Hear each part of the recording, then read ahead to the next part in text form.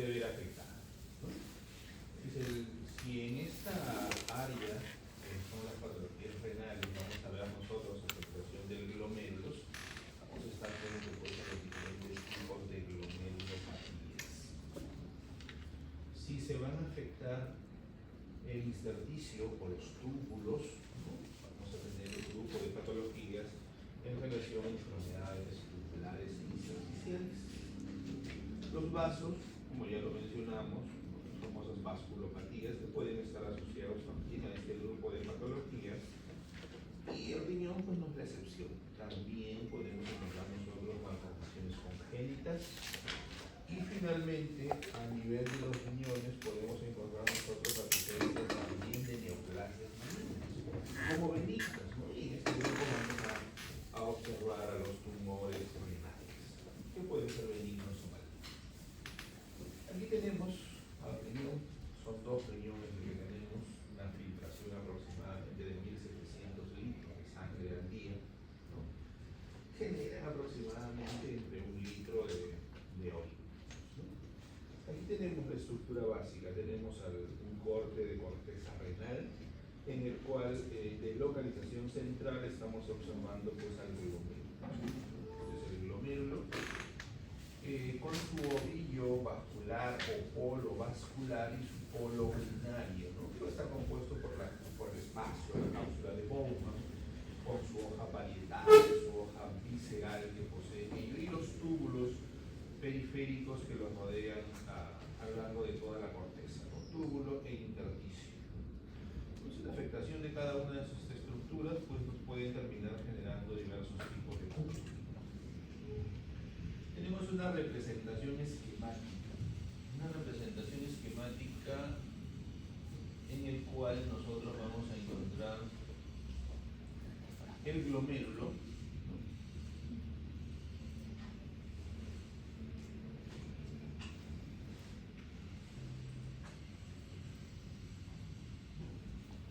encontramos acá el glomérulo, esta es la representación esquemática, y en un corte nosotros podemos observar a la histología que tenemos al glomérulo, al lado de él tenemos pues a los túbulos, ¿no? Y tenemos al túbulo contorneado proximal y distal. Entonces cuando nosotros hacemos un corte de esta manera, a la histología podemos ver al lado del túbulo contorneado proximal el túbulo contorneado distal, ¿no? Y pareciera que eso no tiene lógica, ¿no?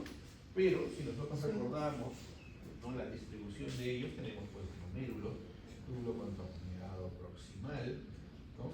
Esta asa descendente de Henle, delgada, gruesa, llega hasta la médula y nuevamente regresa, y en el corte transversal lo podemos ver uno al lado del otro, ¿no? Que cuando uno lo piensa así, qué extraño tener pues al lado del túbulo contorneado proximal y el túbulo contorneado distal, pero es el recorrido que hace, ¿no? Al lado también la representación esquemática de la misma manera. Y en primer lugar nosotros vamos a abordar las glomerulopatías, ¿no? Cuando hablamos de glomerulopatías vamos a ver diferentes etiologías que van a afectar específicamente a este glomérulo, ¿no? En el borde superior tenemos ahí un glomérulo en el cual ya evidencia cierto tipo de patología. ¿Qué diferente tendrá este glomérulo? Algo que les llame la atención, algo diferente, extraño, anómalo, o es un glomérulo normal. Nosotros observamos pues las paredes de algunos vasos ligeramente engrosadas, ¿no? Y no es normal, nosotros no vemos espacios tan claros cuando vemos el glomérulo anterior que hemos observado, ¿no? Y nosotros dentro de las diferentes patologías que pueden afectar al glomérulo, tenemos pues las glomerulopatías, y dentro de estos podemos ver que uno de los principales desencadenantes de los diferentes tipos son las reacciones antígeno-anticuerpo, ¿no? Mecanismos básicamente inmunitarias que van a causar daño a nivel básicamente del ovillo vascular, ¿no? Para desencadenar pues la pérdida de proteínas, que es la lesión más importante que afecta al glomérulo.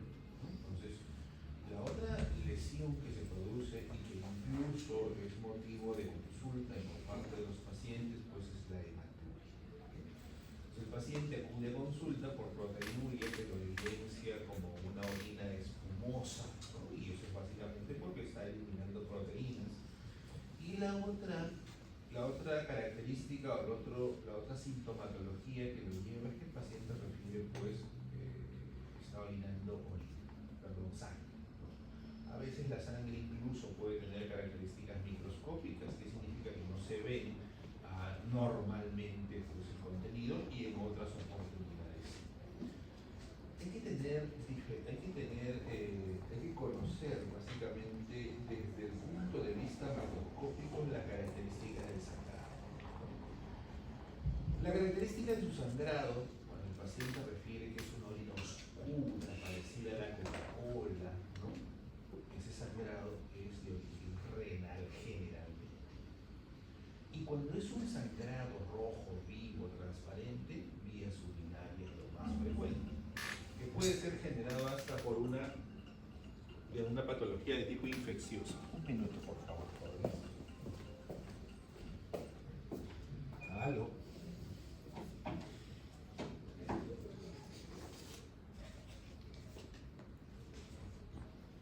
¿No está esta diáfano?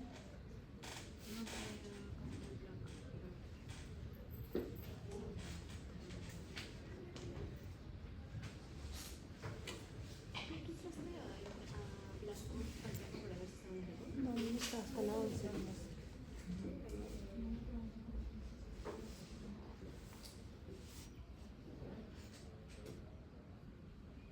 Es bueno para que me la cuentes.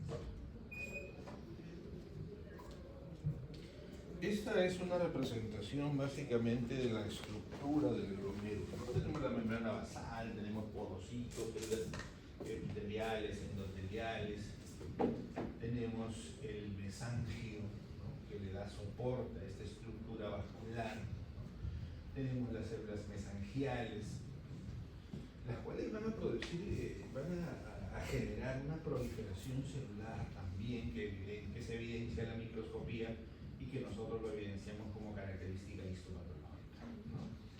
Aquí tenemos la unión con antígeno-anticuerpo, que es la que termina dañando básicamente a la pared de los vasos capilares en este ovillo vascular y desencadenándonos por las diferentes sintomatologías con lesiones a este nivel. Aquí tenemos una representación esquemática. Las principales patologías que terminan afectando a los glomérulos son las patologías inmunitarias. Depósitos de antígenos, ¿no? Anticuerpo complejo, antígeno-anticuerpo en el espesor de la pared, ¿no?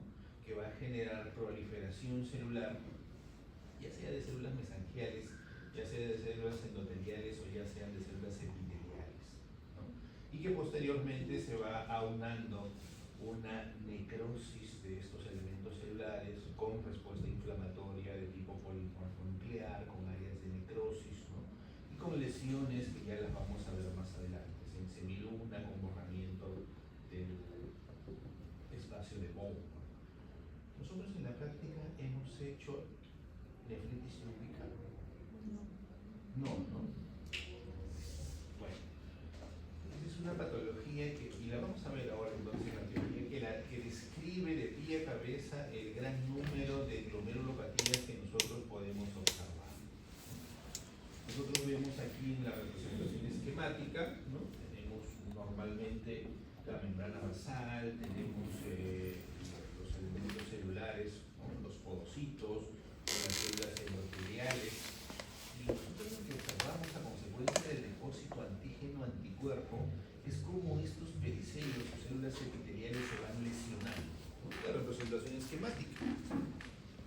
Depósito antígeno-anticuerpo va a causar lesión de los elementos celulares, de estas células epiteliales o pericelos, pueden lesionar la membrana basal, pueden originar separación de las células endoteliales, y estos daños que se van produciendo a ese nivel son los que van a permitir que las proteínas salgan, ¿no? Desencadenando toda la sintomatología, ¿no? Y definitivamente una lesión a ese nivel. Y no solamente va a permitir esa salida, sino que la respuesta inflamatoria aunada a la lesión de estos pericelos ¿no? Va a causar en el tiempo fibrosis y finalmente esos glomérulos van a terminar esclerosados. Y la estructura que hace la función en el riñón son los glomérulos.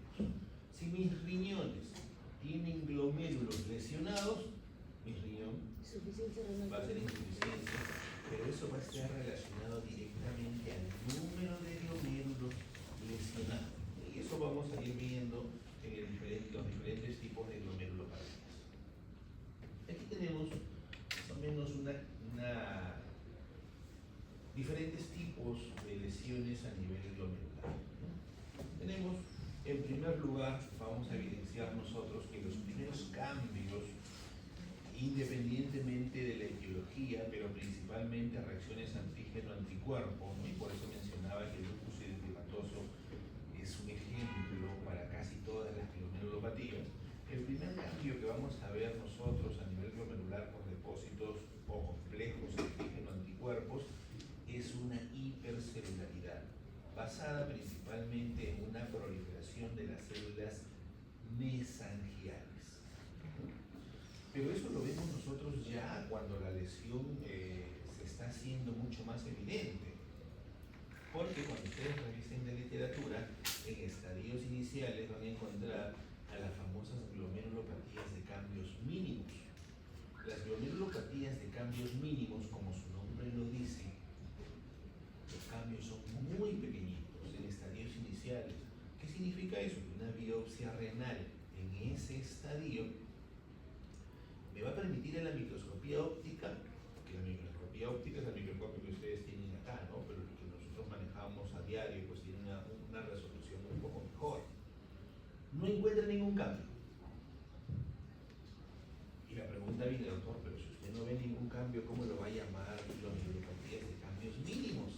Porque los complejos antígeno-anticuerpos o los inmunocomplejos tengo que observarlo a microscopía óptica. A la microscopía óptica no hay cambios. Y eso justifica porque la literatura describe que las glomerulopatías de cambios mínimos son las que menos porcentaje de diagnóstico tienen. Y es lógico, ¿no? Porque si a mí me envían un paciente con lupus y le hacen una biopsia renal y este lupus se encuentra dentro de las glomerulopatías de cambios mínimos, cuando yo observe la microscopía, ¿qué voy a ver? Nada, todo lo voy a ver normal. Y así lo voy a reportar. Y no es porque el paciente no tenga nada, porque nosotros evaluamos la biopsia, el extendido, el preparado histopatológico.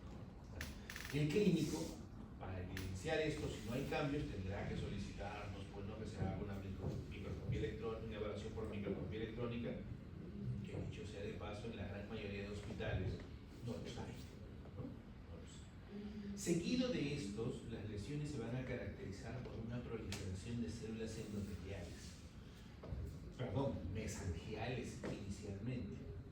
Y esta proliferación de células mesangiales ya nosotros sí las podemos evidenciar al estudio de la histopatológico, de la patología. Vamos a observar que hay un aumento de número de células a nivel glomerular, una hipercelularidad a este nivel. Entonces ya nos llama la atención, ¿no? Y para continuar con su estudio. Posteriormente a ello, estos depósitos de inmunocomplejos ya no solamente van a generar una hipercelularidad mesangial, sino el aumento de células también endoteliales. Y este aumento de células endoteliales, ¿qué nos va a generar? Lesiones o formaciones de semilunas, ¿no? Como lo que nos hablamos, ¿no? Miren, la proliferación ya en un estadio 3 a nivel glomerular hace este tipo de semilunas con un borramiento del espacio de Bowman, pero esta semiluna va a estar caracterizada por la hipercelularidad mesangial de células endoteliales y que se van a ir originando necrosis. Y si hay necrosis, hay aparición de polifenoles nucleares, ¿verdad? Y en este estadio ya el paciente puede manifestar proteinuria o hematuria como característica, ¿no? La lesión glomerular no se queda ahí, continúa este daño glomerular, continúa su evolución y se aunan a esta hipercelularidad con áreas de semiluna, con áreas de necrosis, con presencia de polimorfonucleares, proliferación de células epiteliales. ¿Qué significa ello? Que la hipercelularidad se va a hacer mucho mayor. Y estos depósitos de inmunocomplejo que generalmente afectan a los glomérulos van a generar que las paredes de los vasos capilares de este ovillo vascular se vayan haciendo mucho más gruesas, ¿no? Pero de manera focal. A esa característica nosotros le llamamos imágenes en gasas de alarma, cuando es focal, ¿no? Que es lo que nosotros evidenciamos generalmente, ¿no? Tras el engrosamiento pues, de la pared de los pequeños capilares del ovillo vascular del glomérulo. Pero las lesiones glomerulares no se quedan ahí. Luego de evidenciar yo un engrosamiento de las paredes de los capilares de manera focal, este engrosamiento de los capilares se hace de manera difusa. ¿Qué significa? En todo el ovillo vascular, ¿no? Y aquí estamos frente a la nefritis membranosa, ¿no? La anterior es llamada nefritis difusa, la que estaba con necrosis, nefritis focal, ¿no? Y posteriormente de la nefritis difusa, donde ya estamos en un estadio avanzado, finalmente pues el glomérulo se termina hialinizando o esclerosando, ¿no? Y hace este recorrido, hipercelularidad primero, con formación de semilunas, con engrosamiento de la membrana basal, y finalmente se termina hialinizando o esclerosando ese glomérulo. Y una vez que termina hialinizándose y esclerosándose, ese glomérulo no funciona. ¿Cómo se hace la evaluación? Dicho sea de paso, por ejemplo, en mi hospital nosotros recibimos muy pocas biopsias renales. Pero ustedes cuando abren la literatura van a ver términos como glomerulonefritis focal y segmentaria, glomerulonefritis focal difusa, glomerulonefritis global focal o global difusa, ¿no? Me parecen unos términos medios extraños y complicados de entender. Los vamos a resumir de una manera bastante clara y detallada para que lo puedan entender.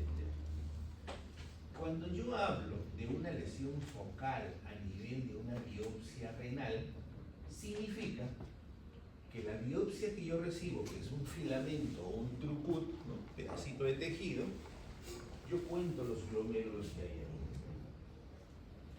Y hablo de focal cuando menos del 50% de esos glomérulos están lesionados o afectados. Esa es una glomerulonefritis focal. Ya, muy bien. Solo me dice eso. Ahora, esas lesiones glomerulares pueden ser segmentarias o globales. ¿Qué significa? Segmentaria significa un pedacito de glomérulo. Y globales significa todo el glomérulo. De ahí sale la combinación de glomerulonefritis focal y segmentaria y glomerulonefritis focal global o difusa. Perdón, global. Cuando yo refiero o hago referencias a una nefritis difusa, significa que en mi biopsia yo estoy encontrando más del 50% de los glomérulos afectados. ¿Y qué significa eso? Cuento mis glomérulos en mi biopsia, vamos a suponer que tengo 15 glomérulos, por lo menos tengo que tener 8 glomérulos afectados para yo decir que estoy frente a una glomerulonefritis difusa. ¿Y por qué es importante ello? Y esta difusa también puede ser segmentaria o global. ¿Y por qué es importante eso? Eso es importante porque la biopsia es una muestra representativa del riñón de mi paciente. Ahora, ¿por qué es importante? Será lo mismo decir glomerulonefritis focal segmentaria que glomerulonefritis No es lo mismo. ¿Por qué? Porque si mi paciente que tiene una glomerulonefritis focal segmentaria, significa que en mi biopsia de 15 glomérulos tiene 7, 6 o 5 afectados. Y segmentarias, de esos 4 o 5 afectados, solo una parte de mi glomérulo. Ahora, si esa fuera una nefritis focal global, los 4 glomérulos o 5 afectados estarían afectos completamente al glomérulo. Entonces, y en la difusa igual, más del 50% de mis glomérulos afectos, 8, 9 o 10 glomérulos, y si digo segmentaria, de esos 10, un pedacito de mi glomérulo. Si digo global, todo el glomérulo. ¿Para qué es importante eso? Porque cuando ustedes reciban esa información nada más, doctor, me ha dicho el nefrólogo, ya me tomó la biopsia y me dice que yo tengo una glomerulonefritis focal y segmentaria. Inmediatamente con ese término yo tengo que deducir que el riñón de su paciente, de mi paciente, tiene un funcionamiento mayor al 50% todavía. O sea, la lesión será por 20%, 30%. Pero si me dice, doctor, tengo una glomerulonefritis difusa global, ese ya está a un paso de la insuficiencia renal. Con esos términos, nada más, para eso se pide la evaluación de la biopsia renal. Ahora, biopsia renal no se le puede tomar a todo paciente. Los nefrólogos tienen criterios para hacerlo, ¿no? Mayor a 0.5 miligramos de proteínas en proteína de 24 horas. Si es menor, no puede ingresar pues, a una biopsia renal. Aquí están. Estas son las combinaciones y los diferentes términos que nosotros utilizamos, ¿no? Y te dice que es una glomerulonefritis focal y segmentaria. Focal y segmentaria. ¿Focal por qué? Porque de los 3 glomérulos que tengo aquí en una muestra representativa, solo tengo uno lesionado. Menos del 50%. Y segmentaria, porque del glomérulo, un pedacito de él está lesionado. Y las biopsias son una muestra representativa del riñón del paciente. O sea, así está funcionando, ¿no? Una partecita de él. Y con esos términos se hacen diferentes, todas las combinaciones posibles, ¿no? De acuerdo pues, a las lesiones que tiene el paciente. Bueno, en las nefritis o las glomerulonefritis, las respuestas inflamatorias son importantísimas para desencadenar toda la cascada de respuesta inflamatoria que le hemos visto nosotros en inflamaciones agudas, inflamaciones crónicas y todo ello. Dentro de las enfermedades glomerulares, nosotros podemos tener glomerulopatías primarias. Y dentro de las glomerulopatías primarias tenemos una lista de lesiones glomerulares, ¿no? Pero hablamos de glomerulopatías primarias cuando la enfermedad, la lesión, se genera ahí, a nivel glomerular. Y hablamos de glomerulopatías secundarias cuando a consecuencia de una enfermedad sistémica se está dañando pues, también mi glomérulo. Y hay otro grupo de pacientes que tienen patologías por trastornos hereditarios que predisponen pues, a esta lesión glomerular.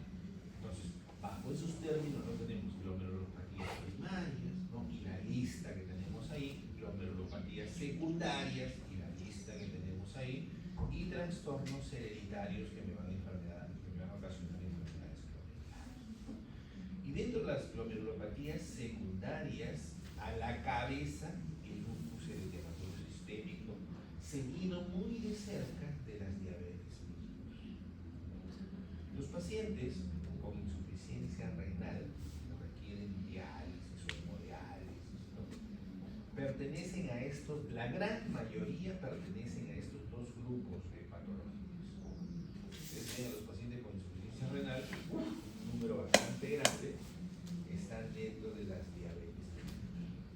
Y una patología, una enfermedad que no tiene cura, pero que se puede manejar de manera adecuada, ¿no? Aquí tenemos las glomerulopatías membranosas. Ya dijimos, ¿cómo era la glomerulopatía membranosa? Caracterizada por canales glomedulares, ¿no? Y el acúmulo de material electrodenso, de inmunoglobulinas en el lado subepitelial de la membrana basal. ¿Qué significa? Que yo voy a ver que las paredes de mis glomérulos, todas ellas están engrosaditas. A consecuencia de los diferentes tipos de lesiones. ¿Lo encontramos en el lupus? Sí, lo podemos encontrar a consecuencia del lupus eritematoso sistémico. ¿No? Aquí está el engrosamiento de la pared. Y nosotros vemos, ¿no? Es la única estructura, pero en la histología nosotros vemos esto. Las paredes de los capilares, ¿no? Así no lo hemos visto en histología, las paredes de mis capilares, ¿no? Y ese engrosamiento es encadenado principalmente por los depósitos y membranoso porque es difuso. Difuso significa todo el ovillo vascular de las paredes de estos capilares están engrosadas. Un estadio antes, donde digo difuso, netamente nefritis difusa, significa que ese engrosamiento por áreas nada más lo voy a encontrar. La enfermedad de cambios mínimos, ya lo mencionamos también, caracterizado por la pérdida difusa de los pericelos, de células epiteliales, glomedulares, ¿no?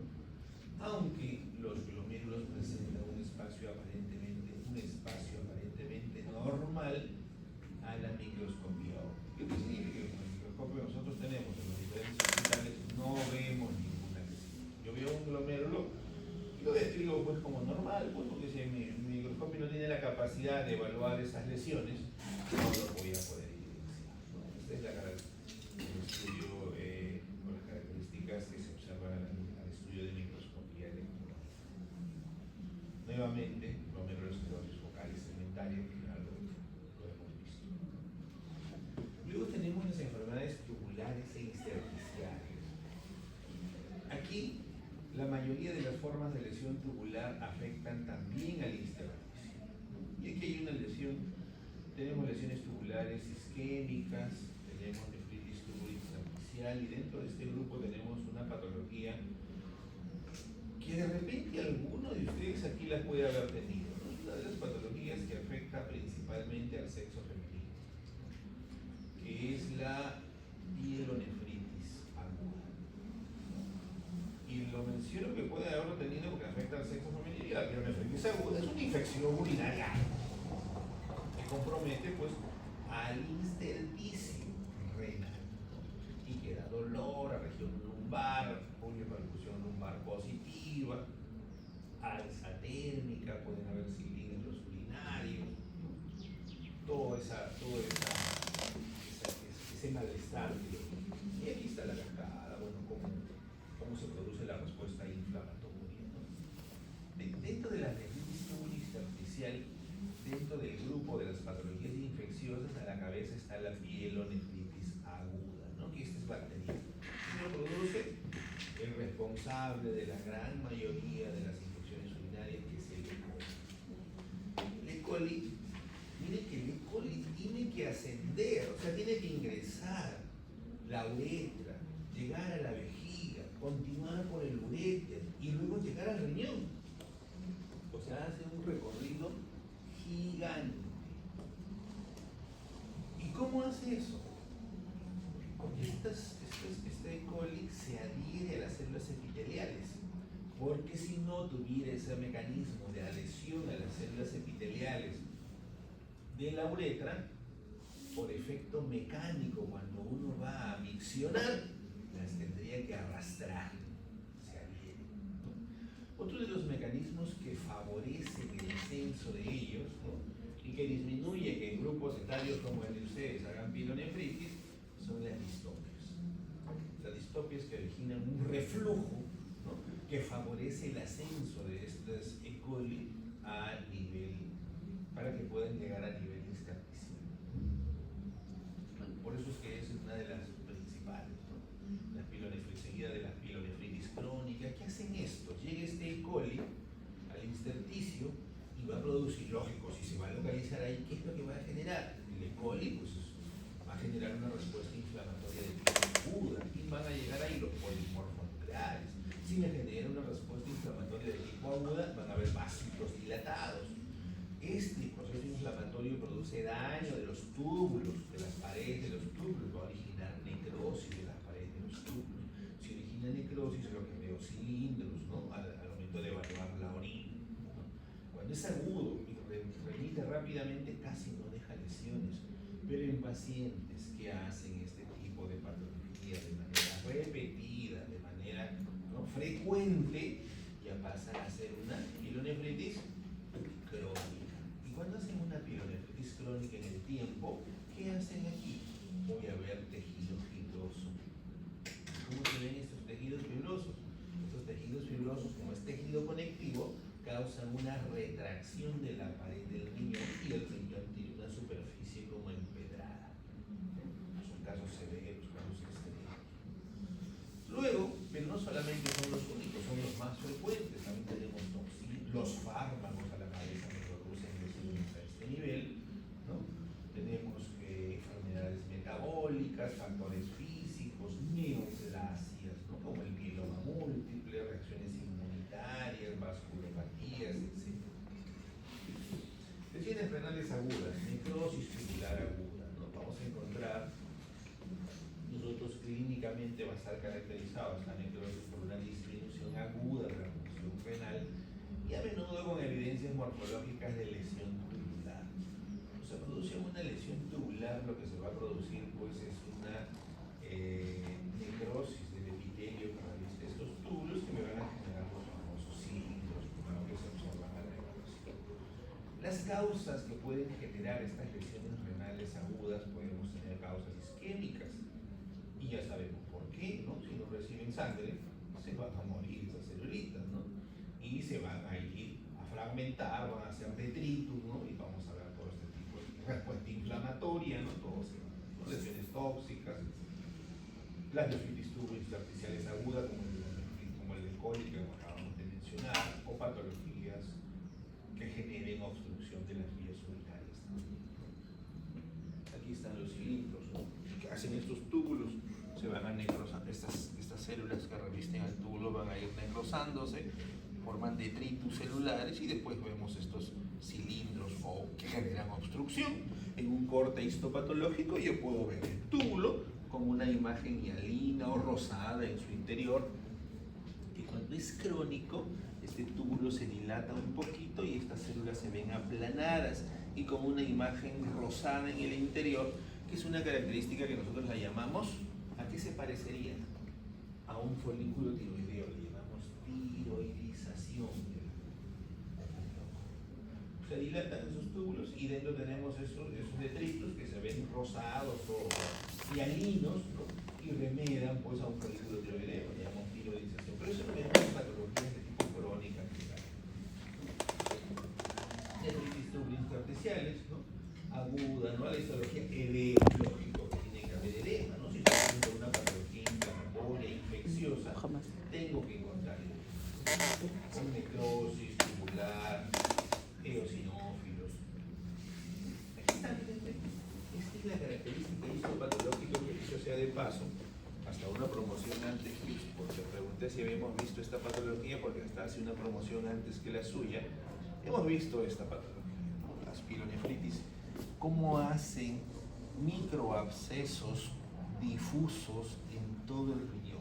Microabscesos, estos espacios blanquitos son microabscesos. Microabscesos son pus. Pus. ¿Por qué? Porque aquí está el corte histológico. Nosotros, ¿qué vamos a ver? Toda esta área, ¿no? Vemos infiltrado inflamatorio, agudo polimorfo nuclear, porque el agente infeccioso más frecuente pues es el E. coli. Para que lleguen ellos tiene que haber dilatación de pequeños vasitos, ¿no? Si no, como llegan, hacen necrosis, van destruyendo las paredes de algunos de los vasos sanguíneos y lógicamente, si de ese vaso sanguíneo sale un neutrófilo, con facilidad sale pues plasma, ¿no? Y por eso que dentro de las características histopatológicas describimos edema, ¿no?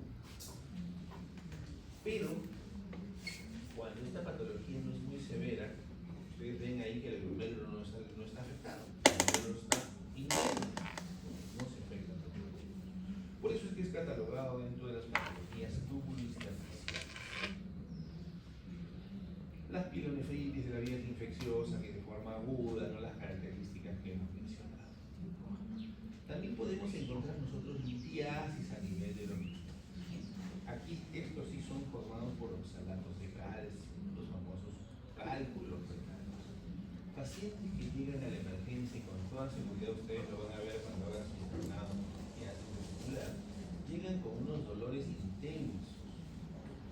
Digo yo, la literatura describe que se parecen, dice, a los dolores de trabajo de parto. O sea, son muy fuertes. Digo yo, dice la literatura, porque yo nunca voy a hacer un trabajo de parto, ¿no? Dice la literatura, me cuentan, ¿no? Pero en la emergencia sí los he visto. Pacientes llegan con cólico, aplican tratamiento endovenoso y cede espontáneamente algunos. Otros le ponen de todo y el paciente sigue doblándose de tratamiento de emergencia. Y cuando lo ven por primera vez es desesperante, ¿no? Desesperante porque no le cede el dolor, ¿no? No pasa con nada, ¿no? Hasta llegar a la morfina. Ahí ya comienzan a ceder un poquito.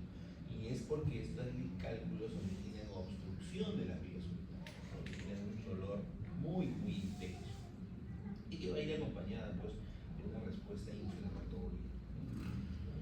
Pero un ultrasonido, que en las emergencias ya no falta un ecógrafo, va a evidenciar esa litiasis vesical. ¿Cómo se evidencia? Una imagen hiperecogénica con sombra acústica posterior. ¿Qué significa ello? Hiperecogénico significa blanco, una mancha blanca ahí que hace como una sombra negra para la parte posterior. Se evidencia, se hace el diagnóstico. Nefritis tubulointersticial inducida por los fármacos también pueden llevarnos, pues, a este tipo de lesiones, ¿no? Los cálculos, los fármacos, ¿no? Lesiones vasculares, definitivamente, ¿no? Lesiones vasculares que no permitan la perfusión sanguínea nos van a llevar a diferentes tipos de patologías, ¿no? Lesiones necrotizantes. Estas lesiones vasculares pueden también tener un origen genético o embriológico, ¿no? Si no tienen una perfusión adecuada, no va a desarrollar, no va a crecer, ¿no? Hemos visto nosotros, bueno, he tenido, no sé si la suerte o no, la mala suerte de encontrar alguna vez dentro de las malformaciones congénitas duplicación renal bilateral. O sea, el paciente tenía 4 riñones, ¿no? Y anecdóticamente nunca me voy a olvidar, porque la única vez que vi que tenía 2 riñones en el lado derecho, 2 riñones en el lado izquierdo, y el paciente, cuando se le dije y le he mostrado, ¿no?, en el ultrasonido, el paciente, o sea, doctor, puedo vender 2. Esa es la anécdota que me pasó, ¿no? Entonces, y bueno, y entre comillas, sí, pues, ¿no? Entonces, se evidencia en ese tipo de malformaciones congénitas, como en este caso las paredes, ¿no? Nefroesclerosis benigna es una patología renal asociada a esclerosis de las arterias renales, ¿no? Que va a estar caracterizada por la presencia de vasos de paredes engrosadas con isquemia focal del parénquima, ¿no?, que van a ir formando esclerosis, y una disminución en el flujo sanguíneo, ¿no? Porque si las paredes de mis vasos están engrosadas, esclerosadas, el flujo sanguíneo a través de estos vasos va a estar comprometido, pues el lumen y el flujo va a ser menor, ¿no? Podemos tener relacionados a las patologías vasculares, pues hipertensión, nefroesclerosis acelerada, ¿no?, con lesión de las paredes de los vasos que encontramos nosotros ahí, ¿no? Estenosis de las arterias renales, lógico, pues si hay un engrosamiento de la pared, pues vamos a tener este tipo de patología. Es una causa infrecuente, ¿no?, y que puede desarrollar hipertensión del 2 al 5%, encontramos de presentación, ¿no? La forma de hipertensión potencialmente curable con tratamiento quirúrgico puede ser desencadenada por una oclusión por placas ateromatosas de origen en la arteria renal, displasia fibromuscular en la arteria renal también, o un engrosamiento. Si nosotros observamos cada una de estas características, pues lo que van a originar es una disminución de la luz del vaso sanguíneo, ¿no? Ahí está la representación. Malformaciones congénitas que podemos encontrar, displasias renal multiquísticas, nefropatías quísticas, enfermedades de la médula renal. Pero los quistes son patologías de presentación bastante frecuentes, ¿no? Y tenemos una displasia renal multiquística. Miren el riñón de estos pequeños, pues, de los recién nacidos, pues están llenos de quistes, ¿no? Cantidad de estructuras de tipo quística que lógicamente estos van a interferir con un funcionamiento renal adecuado, ¿no?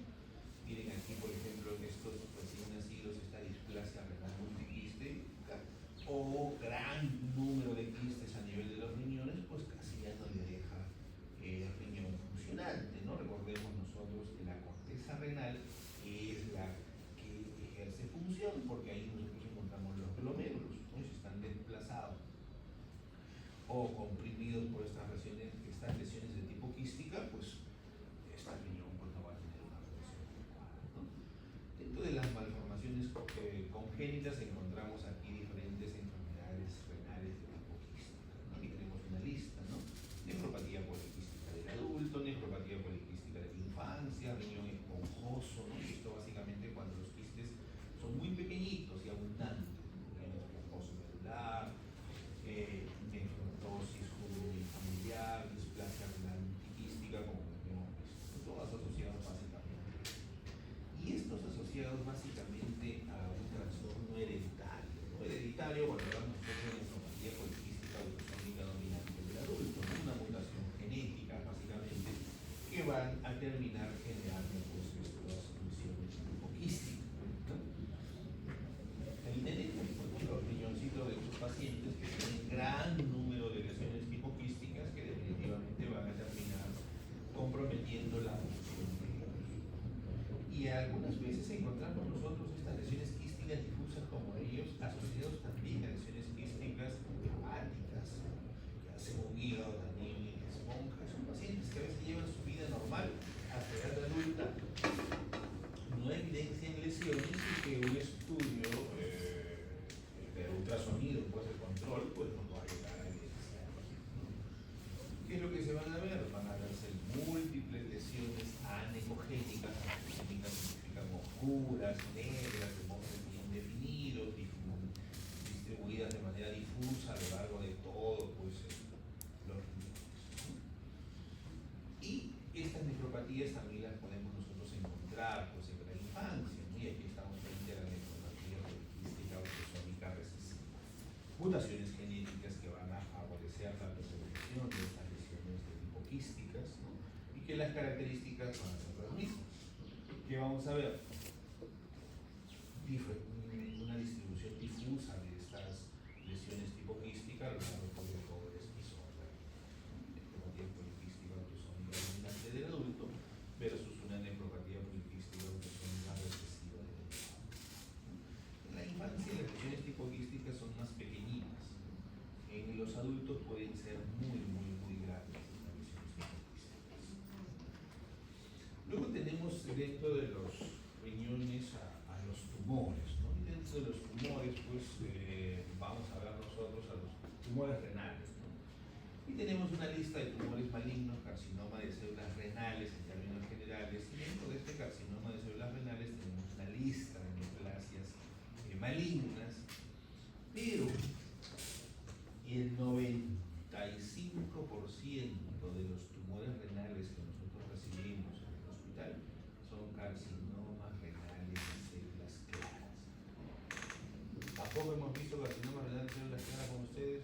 No, probablemente lo veamos, ¿no? Si es que no lo han sacado de la guía también para este semestre.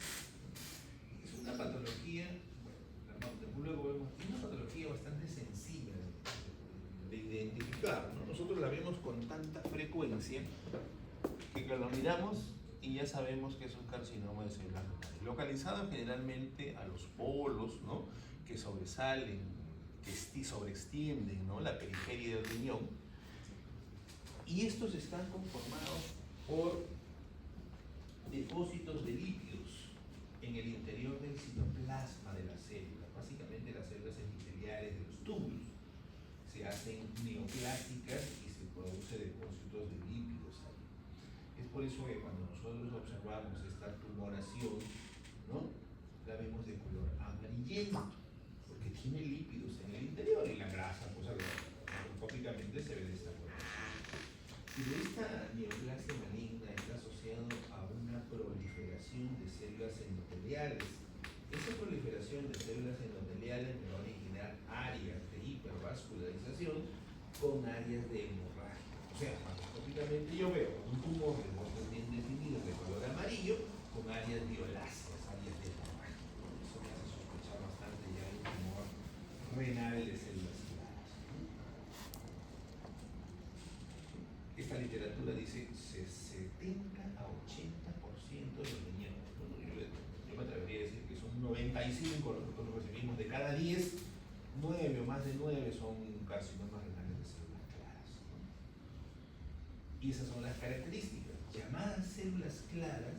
¿Por qué? Porque como tienen un contenido graso lipídico que lo hace evidenciar de una coloración amarillenta, el lípido se pierde pues, cuando se procesa la muestra y se va a ver de esta manera, ¿no?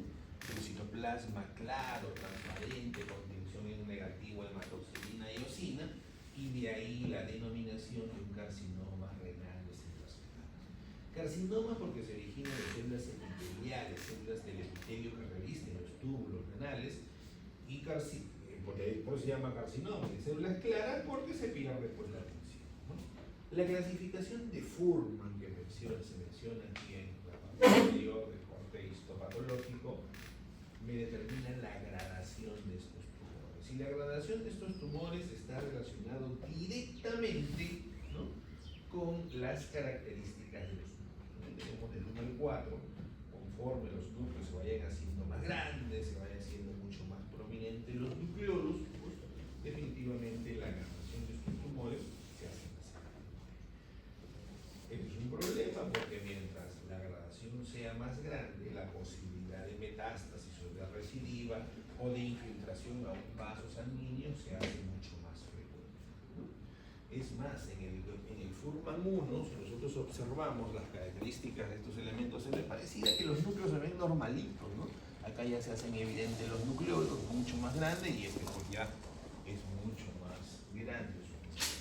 Y de ahí que sigue ya, las células se hacen alargadas, tipo rhabdoides, tipo sarcomatoides, cuando tienen esas características, el pronóstico es ya mejor. También tenemos tumores uroteliales. El riñón, en el riñón podemos encontrar un carcinoma urotelial. El epitelio que reviste la vejiga es un epitelio urotelial tradicional. ¿Y en el riñón lo podemos encontrar? Cuando le hagan esas preguntas así, sí, digan ustedes, porque en medicina se puede todo. Y no es porque se pueda todo, no es entre comillas. En medicina yo puedo encontrar en el riñón, ¿por qué? Porque la pelvis renal tiene un revestimiento de epitelio de resolución. Porque la pelvis renal, ¿qué, perdón? Tiene un epitelio de revestimiento urotelial, la pelvis renal. Pero cuando le hagan esa pregunta en términos generales te digan sí, porque en medicina todo es posible. Bueno, aquí está justificado, ¿no? La pelvis tiene eso. Pero los tumores o los carcinomas uroteliales en el riñón son raros, son poco frecuentes. Claro, si el 90, el doctor usted acaba de decir que el 90 y la literatura dice que el 80 son renales, pues todo el resto de la lista de tumores, esto representará el 1 o 2%.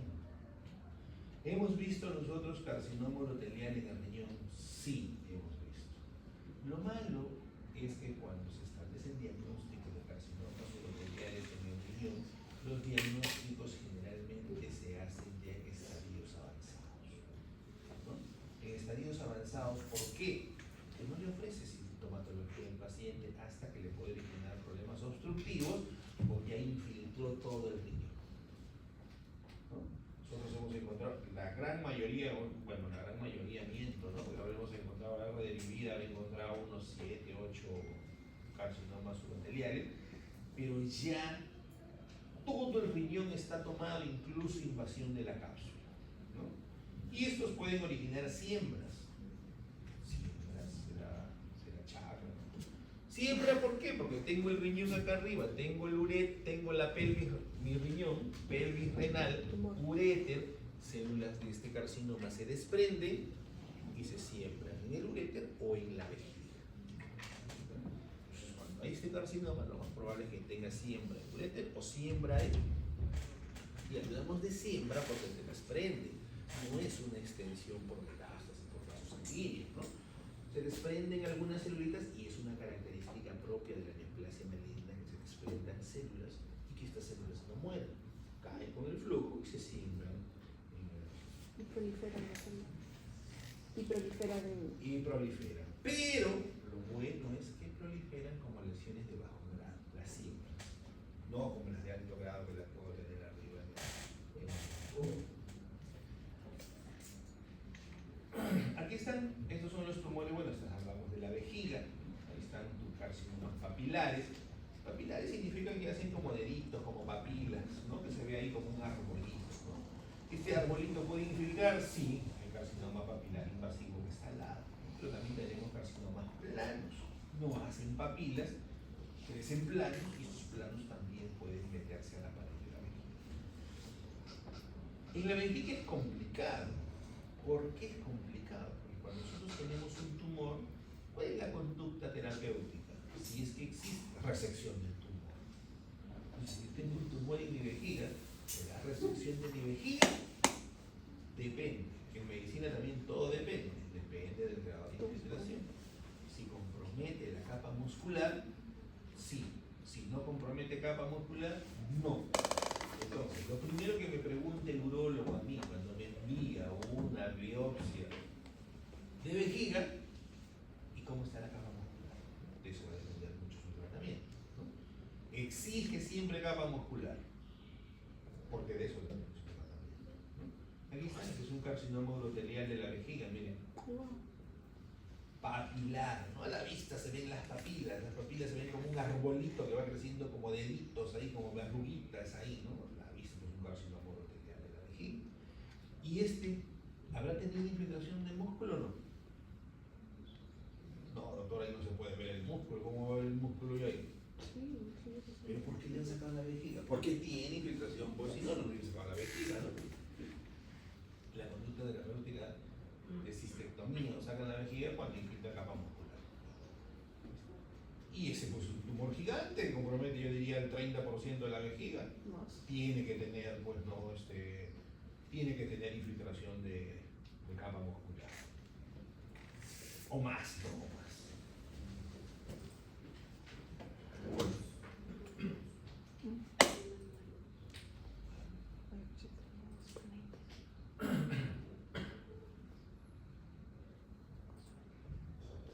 Dentro de las patologías reumatológicas, vamos a ver nosotros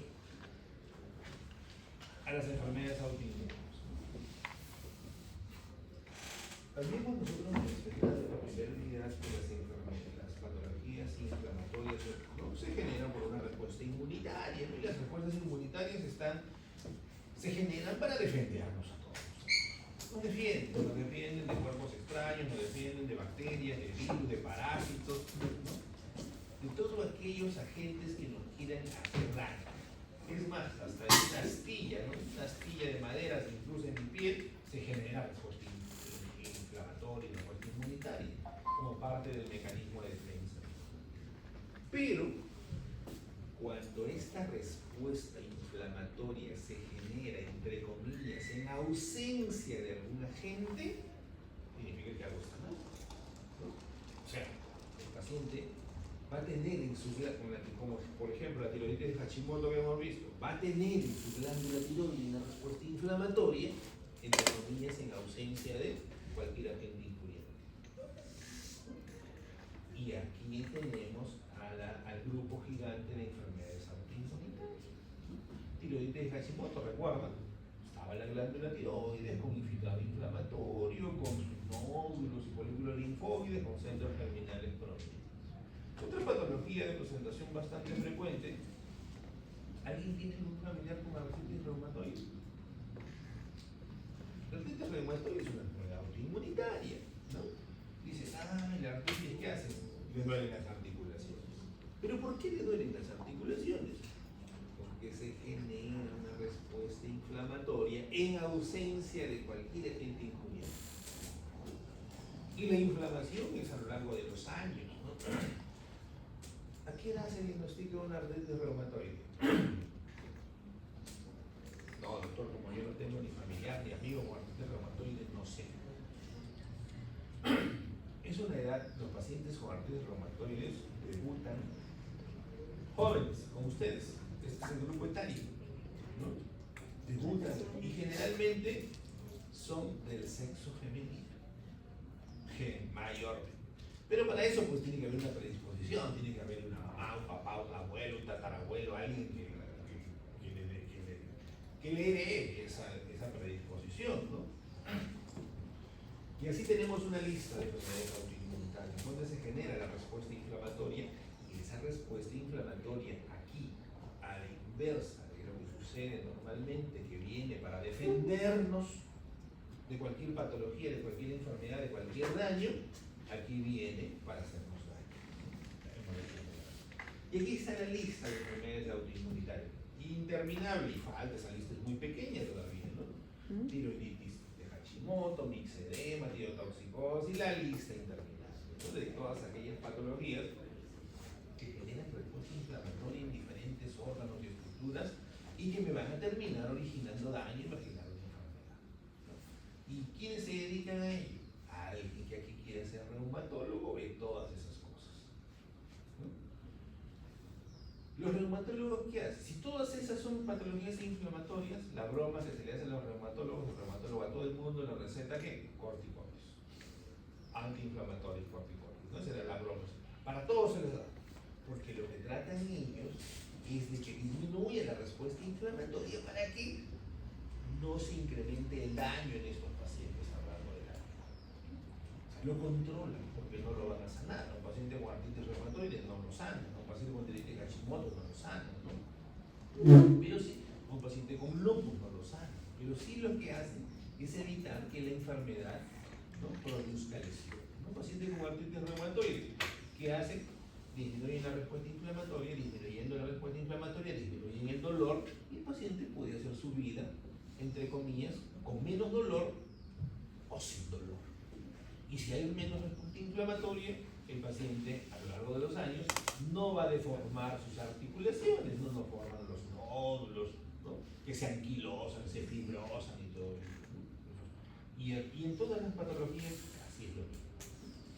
A la cabeza, la primera patología que salía y la más frecuente que se estudia es el famoso lupus eritematoso sistémico.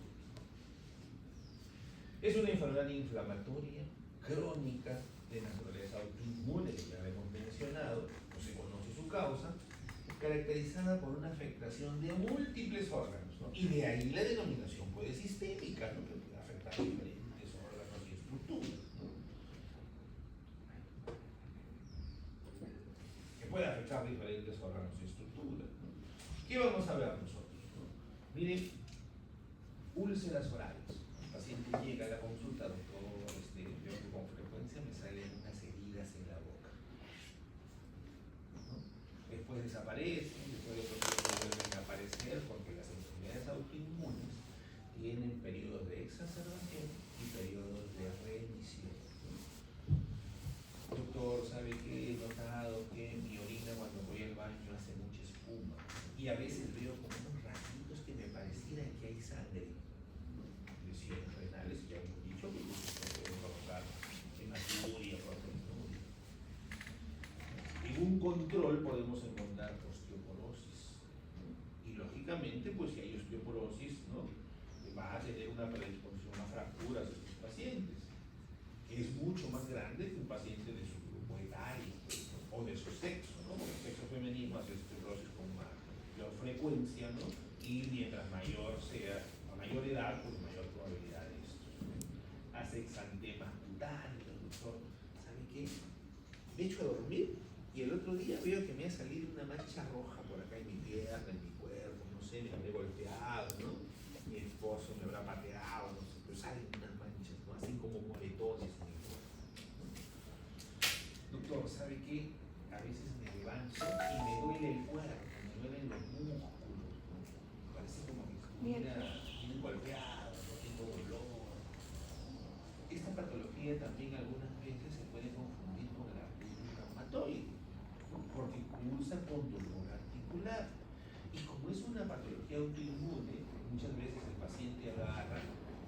consulta, y médicos jovencitos como ustedes cuando regresen, me duele doctor la rodilla, me duele el dedo acá, me duele acá, le piden un factor reumatoideo. Y el factor reumatoideo le va a salir positivo, porque el factor reumatoideo no es una evaluación que me confirma artritis reumatoide, lo puede encontrar positivo en diferentes patologías autoinmunitarias. O sea, un lupus me puede dar factor reumatoideo positivo, sí. Y ustedes van a decir, señora, tienes artritis reumatoide. Mentira, porque tiene que completar el estudio. ¿Qué más podemos encontrar? Pacientes tienen anemia, ¿no? Pueden tener el famoso exantema cutáneo, ¿no? Las lesiones en alas de mariposa que hacen en la cara y que se exacerban por las radiaciones solares, por la exposición al sol. Y así una lista, ¿no? Que podemos nosotros encontrar. Aquí están los mecanismos más importantes, miren. Fatiga, astenia, fiebre, pérdida de peso, malestar general, lesiones en la piel. Ahí están las lesiones en alas de mariposa. De repente algunas veces ustedes se han cruzado con alguien así, pero no se han dado cuenta, ¿no? Producen lesiones, al revés, producen lesiones musculoesqueléticas, y ahí vimos lesiones renales también, ¿no? Que pueden ocasionar esos daños, neuropsiquiátricas, cardiovasculares, pulmón, pleura, intestino, lesiones hematológicas. Y para establecer el diagnóstico, estos son los anticuerpos que podemos encontrar. Para hacer los diagnósticos, en la gran mayoría de patologías reumatológicas, generalmente ellos utilizan unas tablas, ¿no? ¿Qué hacen? Tienes lesiones, le van dando puntaje, tienes lesiones orales, te dan un moco, te dan regulación, van sumando puntos. Pero el criterio de entrada son anticuerpos antinucleares positivos. ¿Qué significa criterio de entrada? Es como cuando yo les digo, ¿vimos apendicitis aguda con ustedes? En la práctica, sí. Es cuando le digo, si no hay polimorfo nuclear en capa muscular, no es una apendicitis aguda. Ustedes me pueden mencionar todas las otras características histopatológicas, pero si no hay neutrófilos, no es apendicitis aguda, ¿no? Aquí, en el lupus, puede tener todas las manifestaciones clínicas que hemos descrito y que se describen en el lupus, pero si no tiene anticuerpos antinucleares, no es lupus. No es lupus. Criterio indispensable, ¿no? Pero doctor, había lesiones en ala de mariposa, tenía lesiones moretones, úlceras orales, tenía osteoporosis, todo eso pertenece al lupus. Pero si no tiene eso, no hay lupus. Y aquí están, ¿no? Todos los puntajes que le van dando de acuerdo a las diferentes características sintomatologías que encuentre el paciente, artritis, lesiones cutáneas, ¿no? Algunos se ayudan también con el complemento, C3 y C4, ¿no? Pero la literatura dice criterios de entrada, anticuerpos antinucleares, ¿no? Aquí están.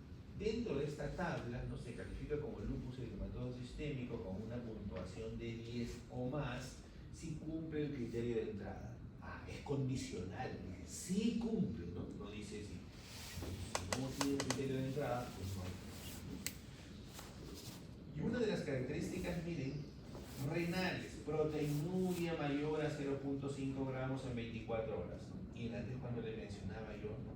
El criterio para establecer la biopsia renal es 0.5. Tiene menos, no forma parte de un lupus y tampoco tiene criterios de biopsia. Otra patología que tenemos son las famosas esclerosis sistémicas, esclerodermia. A manera de resumen, estas esclerodermias es como que se me va a comenzar a fibrosar todo el cuerpo. Se me puede debajo de la piel, se me puede expresar el pulmón, y conforme vaya incrementándose esta patología, esta fibrosis, ¿no? Lógico, me puede llevar a la muerte, por supuesto, por una esclerodermia. Pero también existen las famosas morfeas. ¿Qué son las morfeas? Las morfeas son esclerodermias focalizadas, no son sistémicas, ¿no? Y, por ejemplo, yo nunca podré diagnosticar una esclerodermia. ¿Por qué? Porque a mí me envían una biopsia de 2 milímetros, ¿cierto? Y la esclerodermia es una esclerosis sistémica. cuando yo le digo al clínico, ese es esclerodermia, el clínico, pero mira, tiene acá, eso no existe. Él deja el término morfea que yo le transmito para, con toda su clínica, aunarme el diagnóstico con eso. Bueno, aquí está el proceso, ¿no? Que al final pues se va a ir fibrosando todo ello, pero para que eso se fibrose tiene que haber una secuencia, tiene que haber un agente, tiene que haber los fibroblastos, interleuquina, factor de crecimiento fibroblástico transformante beta y todo para que pueda llegar finalmente a la formación pues de la fibrosis, ¿no? Esta fibrosis también afecta a los vasos sanguíneos. Las paredes de los vasos sanguíneos se van fibrosando, y se van engrosando su pared, y se engrosan su pared, menos flujo sanguíneo, y corazón severo, puede llevar a la muerte por su causa. Y aquí está la famosa esclerodermia localizada, ¿no? Esclerodermia morfea, ¿no? Aquí están cómo se va esclerosando la piel, la epidermis, mejor dicho, porque la piel es todo, está la hipodermis, la epidermis se va haciendo más delgada, todo se va llenando de tejido conectivo y presenta las características histopatológicas de, ¿cómo se llamaban las lesiones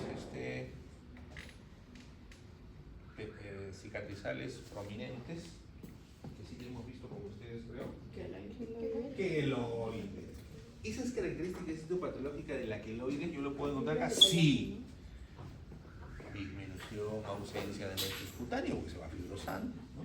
¿Veo algún anexo cutáneo? Por aquí veo uno. Doctor, hay uno. Sí, pero tendría que haber más. Glándulas sebáceas, bien, no veo. Van disminuyendo las glándulas sudoríparas, van disminuyendo, no se ven, ¿no? Las características casi van siendo las mismas. ¿Puede encontrar respuesta inflamatoria tipo crónica? Sí, leve también. Y aquí está, esta esclerodermia afecta pulmón, corazón, riñón, tubo digestivo, músculo esquelético. ¿Sí? Afecta. El famoso síndrome de Raynaud. Síndrome de Raynaud, aquí es facilito. El famoso CFD3.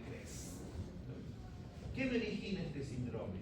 Calcinosis, depósitos de calcio en la piel, el famoso fenómeno de Raynaud, que genera espasmos vasculares, generalmente asociados y se manifiesta en el frío o en el estrés, disfunción esofágica, con reflujo de ácido y disminución de la motilidad del esófago, esclerodactilia, caracterizado por un engrosamiento y tensionamiento de la piel en las manos y los dedos, y telangiectasia, el famoso síndrome de Graves. El síndrome de Sjögren, ¿esto tiene patología autoinmunitaria? Claro que sí. ¿Caracterizado por qué? Principalmente ojo seco, boca seca. ¿Y qué me va a desencadenar ese ojo seco, boca seca? La respuesta inflamatoria afecta glándula lacrimal y glándula salival. ¿Qué origen? Si la respuesta inflamatoria de tipo crónico en los años lesiona y destruye mis acinos en mis glándulas lacrimales y mis glándulas salivales, las destruye y lo obstruyen a mí los ductos, mi glándula lacrimal no la va a lubricar a mi ojo. Porque ustedes lubrican su ojo, sí, su glándula lacrimal está produciendo lágrimas. Y en cada parpadeo que ustedes hacen, lubrican el ojo. Imagínense que no tuvieran esa lubricación, se infectaría el ojo. Si no hay secreción de la boca, las glándulas salivales, estos pacientes que hacen, cuando van comiendo, van tomando agua, porque si no les dificulta la deglución. Y esto básicamente se debe porque la respuesta inflamatoria de tipo crónico va destruyendo los pacientes. Pero no solo, eso es lo principal, pero también lesionan otras glándulas, ¿no? Y ese es el famoso síndrome de Sjögren, que es una enfermedad crónica, autoinmunitaria, Y aquí está el término, sistémica, no solo me afectan a esas dos glándulas. Y por ejemplo, ¿por qué? Porque las enfermedades autoinmunitarias nunca están solas. Si algún día ustedes, o su familiar, o su paciente, se le hace diagnóstico de una enfermedad autoinmunitaria, lo más probable es que en el tiempo desarrolle otro o ya tenga otra enfermedad autoinmunitaria. Es una exorinopatía autoinmune en la que se produce una insuficiencia de las glándulas exocrinas. Bueno, ya está eso, ¿no? El mecanismo y los linfocitos T principalmente son los que van destruyendo. Tenemos de origen primario, secundario, el sobre primario, el sobre secundario. Primario se origina solo ahí. Secundario que tiene una patología de fondo que va a generar igual la destrucción de eso. Lesiones vocales, bucales, perdón. Y lógico, pues, ¿no? Porque si no hay una secreción, ¿no? Una boca seca, serostomía, boca seca, se asocian a caries, quemazón de garganta, la voz es ronca, ¿no? Disfagias, ¿no? Van asociados a ello. Y en las manifestaciones oculares, serostomía, asociado a eritema, picor, cansancio, se infectan los globos oculares. Pero estos pacientes siempre toman agua o utilizan las famosas lágrimas oftálmicas para hidratar. ¿Pero cuál es el tratamiento que llevan? El tratamiento es disminuir la respuesta inmunitaria con mejor, pero para evitar que avance, porque ya está lesionado. Pero ya igual sufre con eso. Igual, lo que esté lesionado ya está lesionado, es irreversible. Por eso se acompaña de sus famosas lágrimas artificiales, ¿no? Que hay en diferentes marcas, costos y precios, ¿no? Lágrimas medias aceitosas de la hechas que pueden durar hasta 2 horas, o las lágrimas más baratitas que están en hechas y cada 15 Cuando minutos. duermen. Cuando duermen, ya pues se Al echan a abrir el dormir ojo, y sí, ¿no? ya pues cuando se despierten o cuando amanezcan, no hay forma. Ay, qué fuerte. Sí. Pero los ancianos, conforme va avanzando la edad, también vamos, pero no al extremo, pues, el shock. Bueno, aquí están las lesiones, la historia clínica, diagnósticos, seguimos en Sjögren, ¿no? La prueba de Schimmer, unas tiras para ver la humedad en el globo ocular, ¿no? Y demostrar por qué sus ojos no humedecen, ¿no? La tira reactiva, ¿no? Las dermatomiositis y las poliomiositis, ¿qué significan esto? Significa que igual, pues, ¿no? En todas las enfermedades autoinmunitarias, el que va a generar es la respuesta inflamatoria. Para que sea dermatomiositis o poliomiositis, lo que va a tener que verse afectado, ¿cuál será? Los músculos. O sea, la respuesta inflamatoria origina lesión, destrucción y atrofia de los músculos. Me duele, ¿no? Eso es dermatomiositis, poliomiositis, respuesta inflamatoria crónica generalmente asociada a linfocitos T, dependiendo si es dermatomiositis o poliomiositis, linfocitos TCD4 o TCD8, ¿no? Estos pacientes que van destruyendo las fibras musculares. Si a mí me destruye mi fibra muscular de mi pierna, ¿podré caminar con facilidad? No. ¿Podré moverme con facilidad? No. Polimiositis y dermatomiositis se encuentran asociados, ya lo dijimos, las enfermedades autoinmunitarias están asociadas a cualquier otro grupo de enfermedades autoinmunitarias, ¿no? La etiología, aquí está. Esta es la característica, ¿no? ¿Se puede hacer el diagnóstico con biopsia? Sí, pues. Estas son fibras musculares estriadas esqueléticas y a la vista. ¿Por qué? Porque tienen estriaciones, que bueno, aquí se ven apenitas, ¿no? Las rayitas ahí tienen estriaciones y los núcleos de localización periférica. Y el infiltrado inflamatorio que va lesionando, va destruyendo esas fibras musculares. Ahí está. Poliomiositis asociadas a los linfocitos TCD8 y la dermatomiositis de los linfocitos TCD4. ¿Estos pacientes pueden hacer fiebre o no pueden hacer fiebre? Sí. Pueden. Pueden elevar la temperatura, claro, la respuesta inflamatoria, si produce interleuquina 1, sí, pueden presentar algo térmico, ¿no? Y aquí están, miren, destruyen tanto las fibras musculares que el paciente incluso no puede caminar. Lógico, pues si tiene una lesión en el miembro, ya no necesitan ayuda para poder respirar. Manifestaciones pulmonares. Como es una enfermedad inflamatoria crónica, pues va acompañada de todo. Miren, ¿ah? ¿Pueden confundirlo con un infarto? Sí, pues, miren. No es específico, pero sí un CPK, ¿no? ¿Por qué? Por la destrucción de las fibras musculares, bueno, porque el CPK en general me evalúa lesión muscular, ¿no? El CPK-MB, que ya es específico para músculo cardíaco, ¿no? Pues mioglobina, ¿no? Todo eso podemos encontrar. Doctor, me duele el cuerpo. ¿Dónde te duele? En el pecho. ¿Te duele el pecho? Sí, también. CPK alto. Infarto. No, aquí está la artritis reumatoide. La artritis reumatoide, como es una respuesta inflamatoria, ¿y puede producir sequedad ocular? Sí. Si hay sequedad ocular, se puede infectar, escleritis, fibrosis muscular, anemia, úlceras en el estómago relacionadas con los ingesta de fármacos, exantema cutáneo, vasculítico, podemos linfadenopatía, nódulos reumatoides, todas las artritis, patología, o sea, la sintomatología inflamatoria de la articulación, ¿no? ¿Cuál es la primera articulación que se afecta mayormente en una artritis reumatoide? Ya se las he dicho.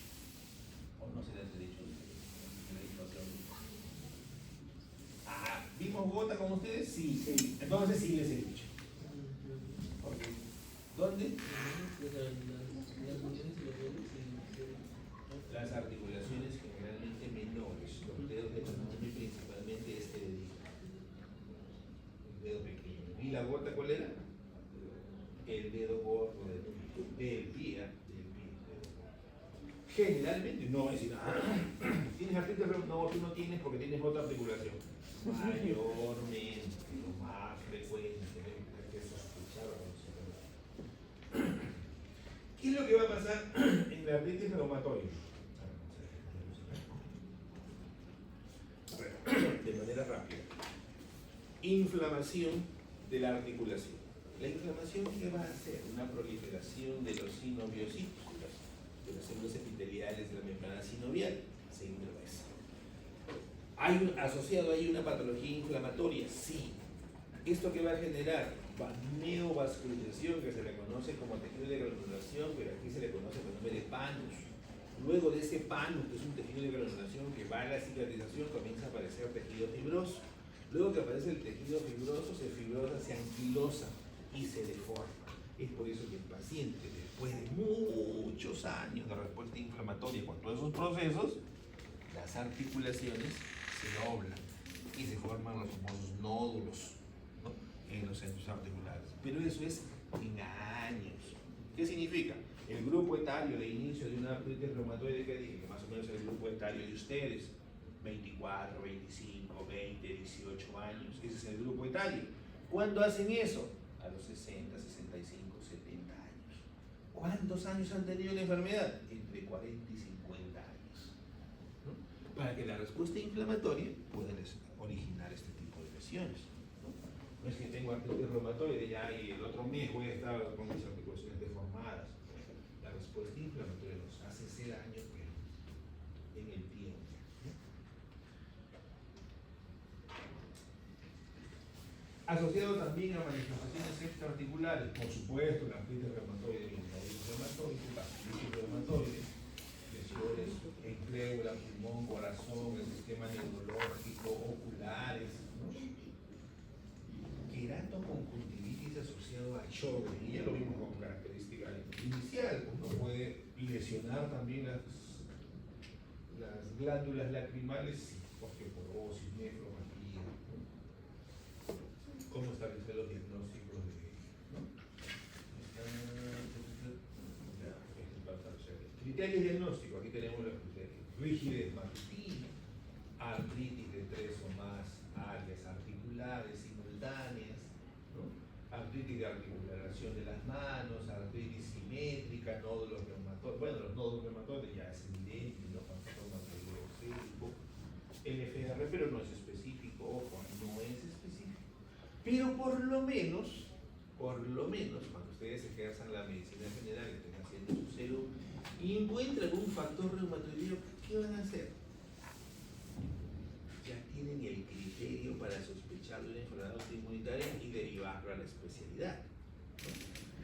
Probable artritis reumatoide. Probable, ¿por qué? Porque el factor reumatoideo sale en varias enfermedades autoinmunitarias positivas, ¿no? No vamos a decir con artritis reumatoide nada más, es una artritis reumatoide, ¿no? Lógico que si sumo algunos criterios ya podemos escuchar. Las vasculitis leucocitoclásticas. ¿Vasculitis hemos visto con usted en la práctica?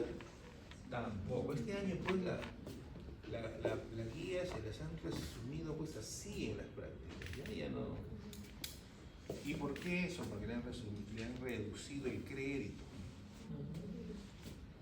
Como hacíamos la broma, le reducen el crédito al estudiante, pero la pensión se la aumenta. Bueno, ¿qué vemos acá? En estas vasculitis leucocitoclástica, la característica más importante es una destrucción de la pared de los vasos sanguíneos. Eso es lo que pasa. Entonces, cuando ustedes ven una vasculitis, que generalmente sucede en niños, el niño llega así, dice, doctor, le va a decir, doctor Laura, ¿no? Doctor Laura, doctor, traiga a mi hijita limpito porque le están saliendo unos puntitos rojos en todo el cuerpo, doctor. ¿Por qué se generan ellos? Porque los vasitos de las paredes de los vasos sanguíneos se comienzan a destruir. Y como se destruyen, salen leucocitos, salen polimorfonucleares y también salen eritrocitos. Y los van a ver como puntitos rojos, ¿no? Se engruesa la pared, neutrófilos en la capa, en el espesor de la capa muscular, y salen los neutrófilos y los núcleos de los neutrófilos se fragmentan.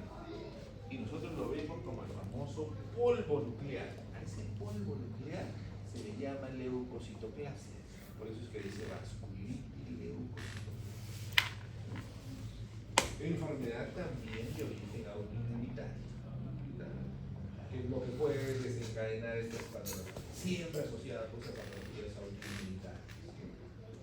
La clínica, la evolución, poliartritis o panarteritis nodosa, síndrome que engloba un grupo de vasculitis necrosante sistémica con afectación de arterias pequeñas y de mediano calibre. Bueno, aquí está la evolución de estos, la anatomía patológica. Lógico, si va a las lesiones vasculares van a ver algo de necrosis, no hay forma. Cómo establecer los diagnósticos, enfermedad de Takayasu, enfermedad inflamatoria crónica de etiología desconocida, donde el compromiso es de la aorta y sus ramas y la arteria pulmonar. Entonces se ve un engrosamiento de la pared de estos vasos sanguíneos. Y asociado los puntitos que dibujan ustedes, la respuesta inflamatoria, ¿no? Que son lo más frecuente en las enfermedades autoinmunitarias, que van destruyendo todo el tejido conectivo, ¿no? Se van produciendo las lesiones. La gota, dedo del pie, tenemos una gota aguda, ¿no?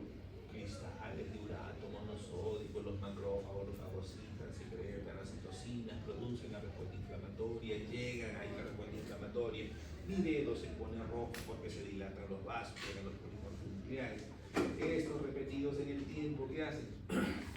Forman el tejido fibroso con la respuesta inflamatoria crónica granulomatosa con células gigantes multinucleadas, tejido fibroso periférico, y tenemos la fase crónica de la gota, ¿no? Que es el tono, y la otra fase que es la fase aguda.